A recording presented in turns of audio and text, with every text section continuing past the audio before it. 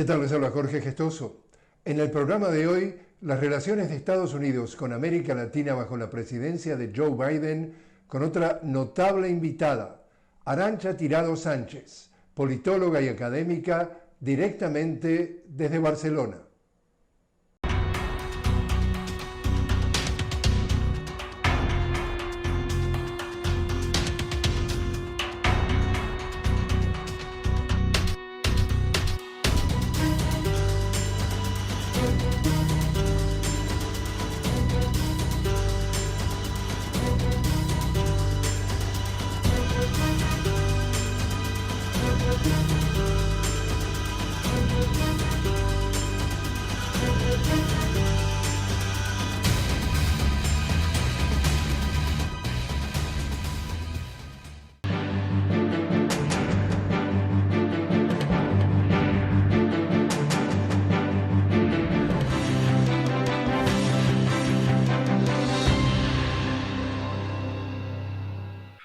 Arantxa Tirado Sánchez, una cálida bienvenida al programa. Muchas gracias, Jorge. Un honor estar aquí contigo. El honor es nuestro, Arantxa. Cuéntame cómo ves hoy las relaciones de Estados Unidos con América Latina con la presidencia de Joe Biden. Bueno, pues esta presidencia parecía que traía toda una serie de expectativas y esperanzas de que fuera a haber un punto de inflexión de unas relaciones bastante maltrechas que dejó Donald Trump, especialmente con el tema de Cuba, donde se revirtió todo lo que había avanzado en esa, entre comillas, normalización de relaciones de Obama con el gobierno de La Habana y también con el tema de Venezuela. Pero lo que estamos viendo en estos primeros meses de mandato de Joe Biden es, por un lado, unas líneas de continuidad y un cambio como de forma, pero también unido, un cambio de forma que no es tanto cambio de fondo, pero también unido a una posición que no está muy clara, ¿no? O sea, parece ser esta demora, por ejemplo, a la hora de convocar la cumbre de las Américas, yo creo que en parte también se explica porque quizás desde Estados Unidos todavía están viendo cómo afrontar esa relación con una América Latina y el Caribe cambiante, donde, pues no lo olvidemos, tenemos nuevos presidentes como Pedro Castillo en el Perú, donde va a haber elecciones próximamente en Brasil, donde hay una correlación de fuerzas no tan favorable a los intereses estadounidenses desde el momento en que pues en Argentina está Alberto Fernández, en México está Andrés Manuel López Obrador, Venezuela pues ha podido transitar bien esos ataques tan fuertes y esos intentos de instalar un gobierno paralelo con la figura de Juan Guaidó y ahora están en unas negociaciones muy importantes en México. Entonces, yo creo que hay un cálculo y, bueno, sobre todo incidir en la idea para que tengan claros nuestros televidentes que más allá del cambio de administración, siempre Estados Unidos como imperio, como potencia hegemónica, pues tiene unos intereses estructurales, una línea de continuidad hacia América Latina y el Caribe y que a lo sumo siempre hace unos cambios que son más bien tácticos que estratégicos. Precisamente tú mencionabas el tema de las conversaciones entre Venezuela y los grupos opositores que dicen que van a participar en las elecciones precisamente municipales y de gobernadores de noviembre. ¿Qué es tu análisis hasta este momento de la situación respecto a las conversaciones y a las próximas elecciones? Bueno, a las conversaciones yo creo que hay que dar la bienvenida a que la oposición venezolana se siente en una mesa de diálogo y desista de continuar con una estrategia golpista que no es solo la última de 2019, sino que viene de larga data, prácticamente desde los inicios de la Revolución Bolivariana. Entonces, bueno, ver negro sobre blanco los puntos principales iniciales de acuerdo donde esta oposición está reconociendo la institucionalidad venezolana, la constitución venezolana y una serie de elementos que legitiman el mandato de Nicolás Maduro, que hasta hace 2 días ellos, bueno, siguen diciendo que es una dictadura, pero al menos se han sentado a negociar. Bueno, eso me parece positivo. Hasta donde sé, se ha llegado a unos acuerdos preliminares que tienen que ver con cuestiones de Estado, como el tema del Esequibo y como el tema del robo de las reservas de oro de Venezuela. Hay que recordar que el gobierno venezolano ha sufrido en todos estos ataques, y no solo el gobierno, sino el pueblo, porque son bienes que son patrimonio de la soberanía del pueblo venezolano, no son de ningún partido, no son de ningún gobierno. Un robo descarado, le robaron la filial de PDVSA en Estados Unidos, Citgo, le robaron las reservas de oro de Venezuela en los bancos ingleses. Hay toda una serie de medidas coercitivas unilaterales que tienen un impacto también en la vida cotidiana de los venezolanos, y que el gobierno venezolano calcula que todo este impacto en más de 116.000 millones de dólares que le están hurtando, que le están restando a ese gobierno para desplegar una serie de políticas sociales en una situación económica bastante compleja. Entonces, que se pongan de acuerdo para admitir que van a solucionar por la vía del diálogo y que van a participar en las elecciones me parece positivo. Ahora bien, soy un poco suspicaz o reticente porque ya tenemos antecedentes de oposición venezolana diciendo que va a dialogar y que luego en el último momento se levanta de la mesa por presiones de Estados Unidos, porque sabemos también que la oposición venezolana no maneja solamente su agenda, maneja una agenda que, bueno, en buena medida le viene desde arriba, ¿no? Es presa también de esos intereses geopolíticos más amplios. Entonces, ojalá sea cierto. Sé que se han inscrito muchas formaciones y en las principales fuerzas de oposición han registrado su candidatura a través de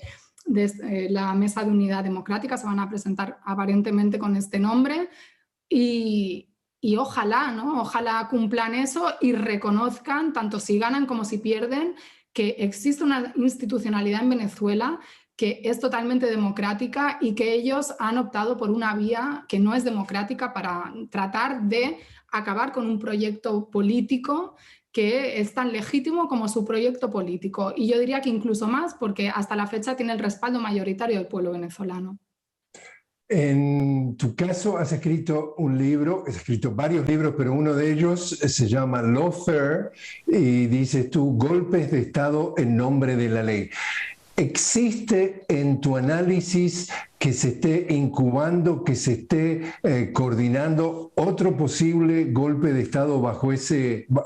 formato hoy por hoy en América Latina?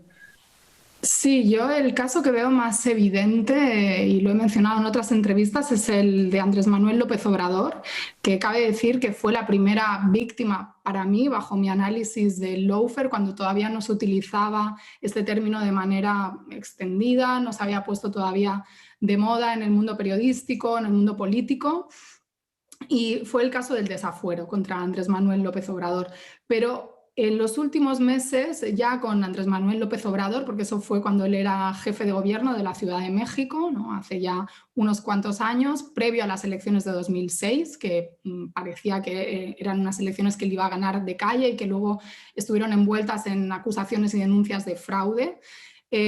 Ahora que ya es presidente de la República Mexicana, lo que hemos venido observando en los últimos meses, justo antes de que saliera el libro, y ahí ya lo dejé escrito, es toda una serie de coordinación entre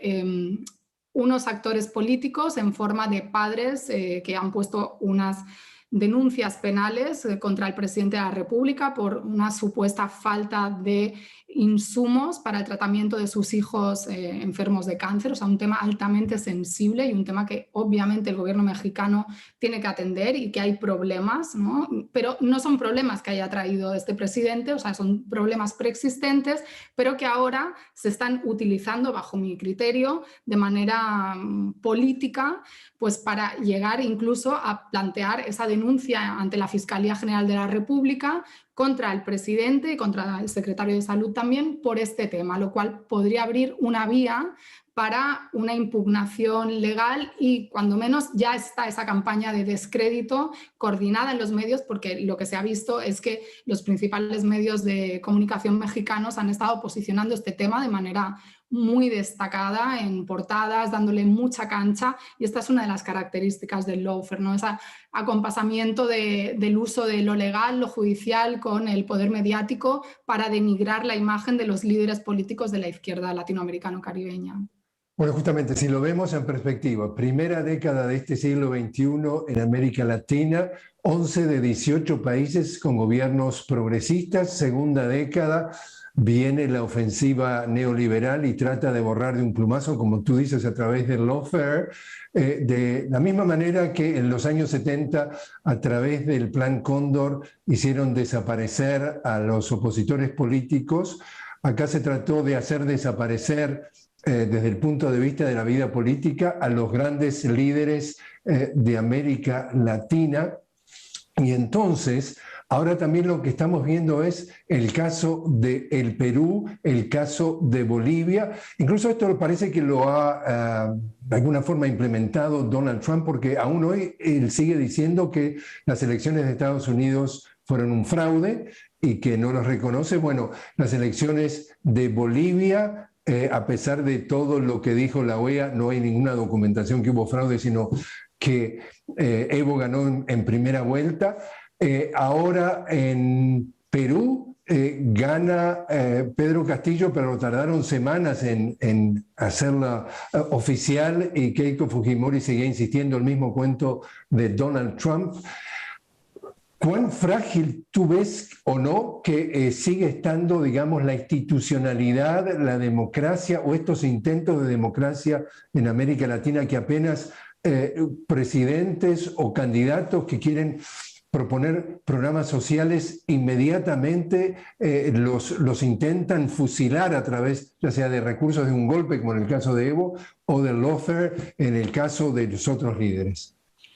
Bueno, pues bastante, no sé si frágil o débil por motivos intrínsecos, pero sin duda exacerbado por una presión geopolítica indudable, por ese papel de Estados Unidos, que sigue considerando al territorio latinoamericano caribeño como su reserva estratégica y como el lugar donde puede expandir sus intereses e incluso llevar también a otras partes del mundo, pero más en lo inmediato, su concepción de lo que es la democracia. Pero, ojo, es muy curioso y es muy importante destacar estos elementos de la impugnación en lo electoral, porque lo que estamos viendo en los últimos tiempos es que ni siquiera, ya lo vimos también con Salvador Allende, pero parece que cada vez más se demuestra que ni siquiera el hecho de cumplir las normas básicas de la democracia liberal procedimental que defiende Estados Unidos para el resto de países, cuando lo hacen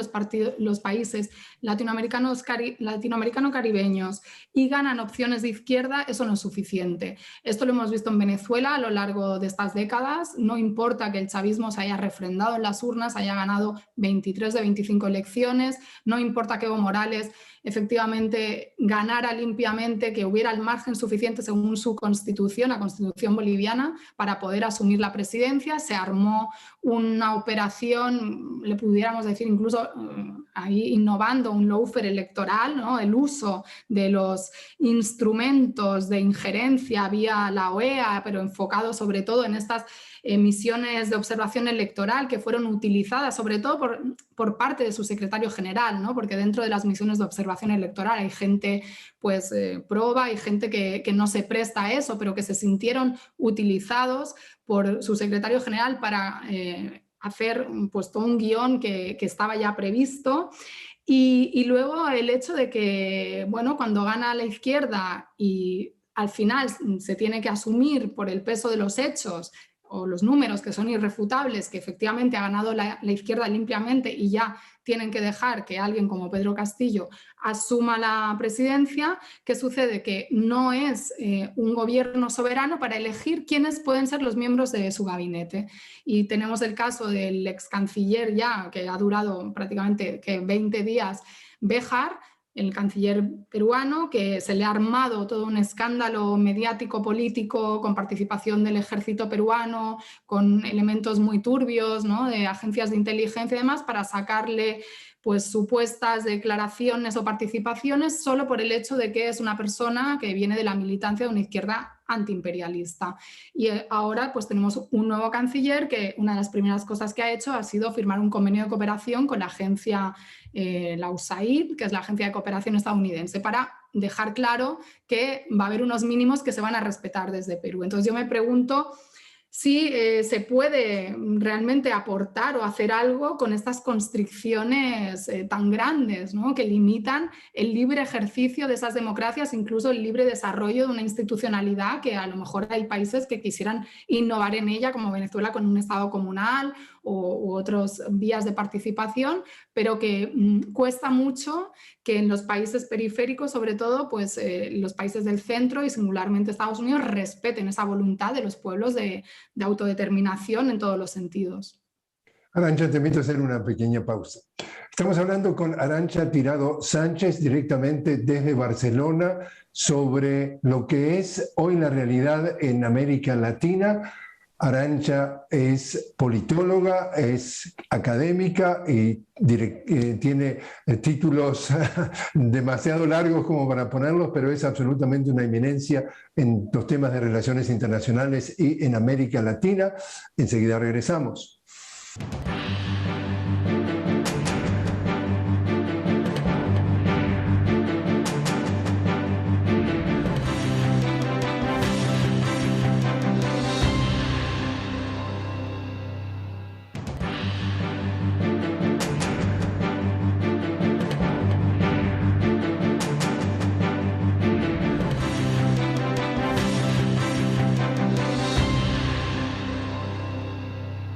Continuamos hablando con Arantxa Tirado Sánchez, socióloga, politóloga y académica directamente desde Barcelona sobre la realidad de América Latina. Arantxa, dijo el ex escritor uruguayo Eduardo Galeano, fallecido, los latinoamericanos somos pobres porque nacimos sobre un suelo rico. Tuve oportunidad de entrevistar hace relativamente poco al expresidente de Bolivia, Evo Morales. Dijo, el peor pecado, el mayor pecado que cometí fue intentar industrializar el litio. Hace pocos días Andrés Manuel López Obrador dijo que piensa intentar hacer una reforma constitucional, reformar el artículo 27 para de alguna forma reglamentar lo que es la producción del litio en México, y dice que no necesariamente elimina las empresas privadas, pero simplemente dejar esto establecido. Todo para preguntarte, ¿todavía sigue siendo hoy, 200 años después de la independencia de muchos de los países latinoamericanos, el territorio del pillaje? Sí,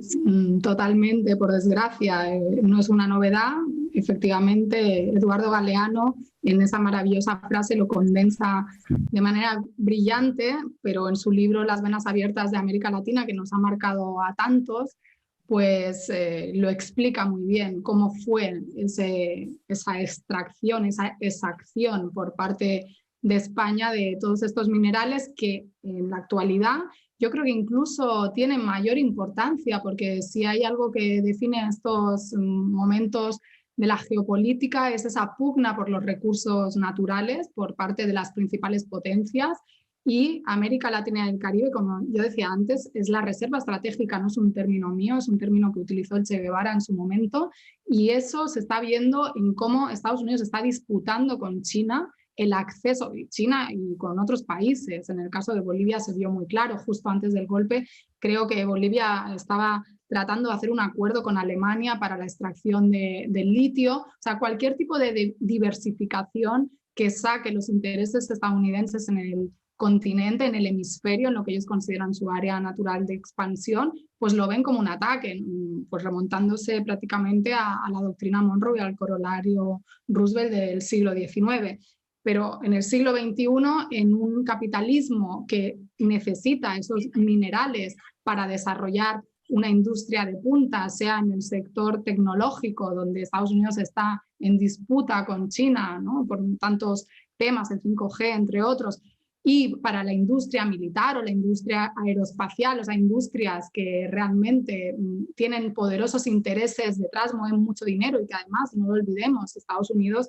tiene el complejo militar industrial como elemento esencial de poder en la sombra, visible también, porque muchos presidentes, vicepresidentes, funcionarios, altos funcionarios estadounidenses vienen del mundo militar o son civiles que hacen esto de las revolving doors y pasan a la industria armamentística. En la administración de de George W. Bush, eso fue muy evidente. Pero bueno, yo creo que cada vez más esa paradoja, esa maldición de los recursos, como se ha llegado a decir, pues se va a ver, y es un riesgo, desgraciadamente, que cualquier gobierno de izquierdas que tenga una pretensión simplemente de soberanía nacional, de defensa de los intereses de su pueblo, incluso sus empresas, digamos, ni siquiera desde una perspectiva revolucionaria, de defender un capitalismo nacional, corre el riesgo de padecer pues, desestabilización, golpes de Estado, lawfare o cualquier otro tipo de contrainsurgencia por parte de Estados Unidos. Malcolm X, el líder de los derechos civiles de Estados Unidos en la misma época que Martin Luther King, que fue asesinado, dice que una frase famosa que dijo fue: los medios de comunicación o la prensa es el arma más poderosa del planeta porque puede hacer al culpable inocente y al inocente culpable. Y dice, y eso es poder, porque manipula las mentes de las masas. ¿Cómo juega en América Latina los medios hegemónicos respecto a este andamiaje de lawfare, de golpes de Estado, de apoyos a presidentes que por lo menos están muy reñidos con la democracia, si no son dictaduras claras y abiertas? ¿Cómo juegan los medios? Bueno, juegan un papel fundamental y máxime en un contexto donde las redes sociales, por las cuales también se difunde la opinión y la visión de los medios, que son parte de la propaganda, de la guerra psicológica, cobra mayor importancia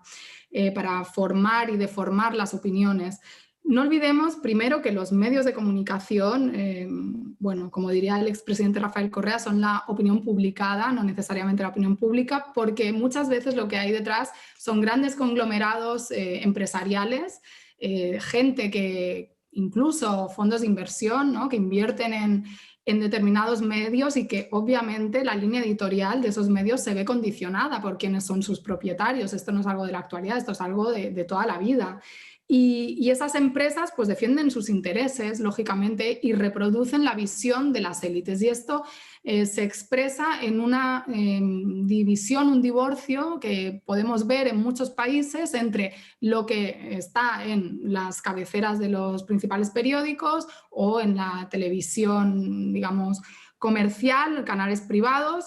cadenas radiofónicas y la opinión de la calle. ¿Qué sucede? Que también la opinión de la calle se ve permeada por ese papel, de hecho por eso lo hacen. Y no es casual que diría dos, por destacar el caso de Rafael Correa y de Cristina Fernández, pero dos de las principales víctimas de lawfare, que también sabemos que tiene en los medios de comunicación uno de los ejes de acción, pues hayan sido presidentes que han tratado de democratizar el acceso del pueblo a los medios de comunicación y regular también esos monopolios de facto que muchas veces ejercen unas élites que tienen una capacidad adquisitiva para posicionar su opinión y que cuesta mucho poder contrarrestar, incluso con la existencia de medios comunitarios, de canales alternativos, porque bueno, Telesur es una iniciativa fantástica, pero si vamos a revisar qué tanto se ve Telesur respecto a otras cadenas, pues vemos que no es solo un tema de que existan los medios, sino que tiene que haber cambios culturales más profundos, y eso no es algo que se consiga solamente en cuestión de años y a veces ni de una década ni de dos. Son cambios culturales. Y es también los medios alternativos y los medios que defienden la visión de los pueblos, que son imprescindibles, y yo quiero destacar pues la bocanada de aire fresco que supone Telesur, también tienen que estar compitiendo con unos contenidos que están diseñados para apelar a lo más básico del ser humano, para conectar en esas pulsiones que entretienen. Y en un mundo donde se vende lo superficial, el entretenimiento y demás, cuesta más acceder con contenidos de pensamiento, de reflexión, de profundizar más allá del titular, más allá de la coyuntura. Entonces es una batalla muy ardua porque nunca se libra por parte de los medios alternativos o contrahegemónicos frente a los otros, nunca se libra en igualdad de condiciones ni económicas, ni culturales, ni de recursos de otro tipo, etcétera. Fernando Buenabad es un comunicólogo, que seguramente tú estás familiarizado con él, va un paso más allá respecto a la Operación Cóndor, como dice el expresidente Correa, el nuevo Plan Cóndor. Él dice, hay un nuevo plan Cóndor mediático, dice Buenabad, y ese Plan Cóndor mediático es la conjunción que, según él, existe entre los grandes grupos mediáticos en el mundo hispanoparlante. Y él dice, están comunicados Prisa de España con Clarín de la Argentina, El Comercio del Perú, o Globo en Brasil y Azteca o Televisa en México. Y de pronto, para desacreditar, como tú estabas mencionando del tema del lawfare, para desacreditar a un líder progresista, largan esa ofensiva al mismo tiempo, todos los medios prácticamente con el mismo lenguaje, usando las mismas palabras. ¿Tú has podido detectar algo de esto? Sí, totalmente. Ellos están coordinados, son las mismas élites, a veces incluso los mismos propietarios de medios en diferentes países, que tienen la capacidad de posicionar una noticia, replicarla en distintos medios de manera simultánea y que se lea tanto en América Latina como en Europa, y difundir las mismas mentiras, manipulaciones, o si no hay mentiras y manipulaciones, al menos su visión o lectura de las cosas. Yo no sé si esto es nuevo. Quizás la coordinación esté propiciada por pues la expansión del capitalismo, en un sentido de, bueno, el capitalismo financiero, que también hace que el sector financiero pueda entrar, ¿no?, a participar en estos medios, pero la manipulación mediática, la propaganda por parte de las élites de la derecha sobre los procesos políticos de América Latina ha existido siempre. La ABC de España pues tiene portadas sumamente sangrantes sobre el gobierno de Salvador Allende, el golpe de Estado de Pinochet, y previas, ¿no? En la historia tiene otras cosas sobre el nazismo que yo diría que harían sonrojar a cualquier persona, pero no, o sea, a la gente que defiende esa línea ideológica pues no lo hacen sonrojar, porque hay gente que orgullosamente defiende las dictaduras y considera que todo está justificado en aras de luchar contra el comunismo. Lo que pasa es que, claro, se acaba el comunismo como amenaza global con la caída e implosión de la Unión Soviética. Entonces tienen que construir un nuevo enemigo para justificar de lo que se trata, al fin y al cabo, que es una lucha de clases, donde, por supuesto, los países de la periferia pues tienen todavía más que perder. Entonces, me parece sumamente preocupante y ojalá nosotros también pudiéramos pues retomar iniciativas como la de Telesur y ampliarlas, ¿no? O encontrar una especie de Telesur a escala europea, que eso es algo que no tenemos. Nos tenemos que conformar pues a lo sumo con ver